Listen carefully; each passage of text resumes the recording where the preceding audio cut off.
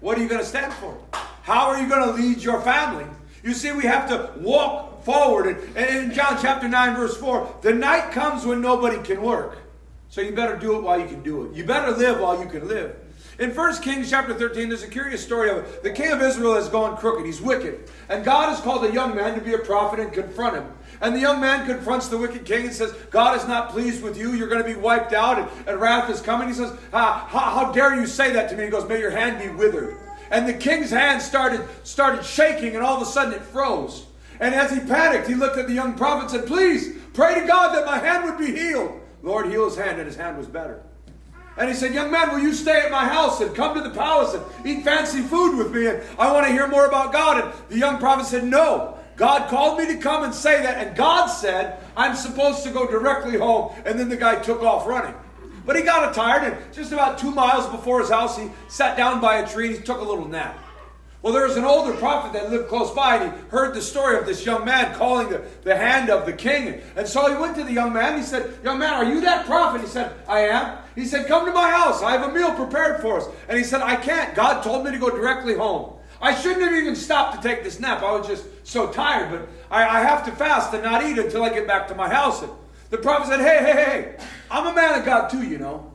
And I'm asking you to come to my house. I want to share some things with you. You go, all right, I guess if you're a man of God. And as they were eating at the old man's table, the word of the Lord came to the old man. And he stood up and he pointed his finger at the young man and said, you disobeyed God. You should not have come to my house. And because you did this, when you leave this house, you'll be struck down by a lion. Well, that changed the mood of the meal. And no sooner did the man finish eating, he was looking around, making sure there wasn't a lion close by. He got his donkey, started walking down the street, and he didn't even see it come. Big old lion pounced out, whap, knocked him to the ground. And there he lay down dead. But the lion wouldn't eat the man. The lion just stood there. And then the donkey just stood there. It must have been the most bizarre sight. There's a donkey, there's a lion, and there's a dead man. Sounds like a George Clooney movie. But nevertheless, there it is right there. They're all there, just sitting there. And the lesson is, when God tells you to do something, you ought to be doing it. Amen. If you don't do it, it can still get done without you. Remember Esther said, for such a time as this, but her uncle Mordecai said, you better do it now, because if you don't do it, God will find somebody who will do it. I don't want to lose the roles that God has given me, so let's get going about it. Remember Proverbs chapter 22, verse 3. A wise leader foresees evil, and they change course.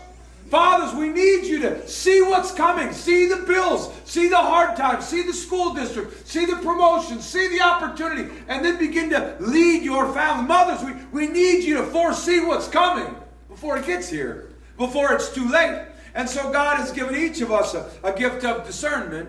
There's a good book by the name of Reset. And in it tells the story of a young lady named Carlotta Smith. And she had poor health. She had struggled with diabetes for years. And on top of that, she had just found out she had cancer, and the treatment was just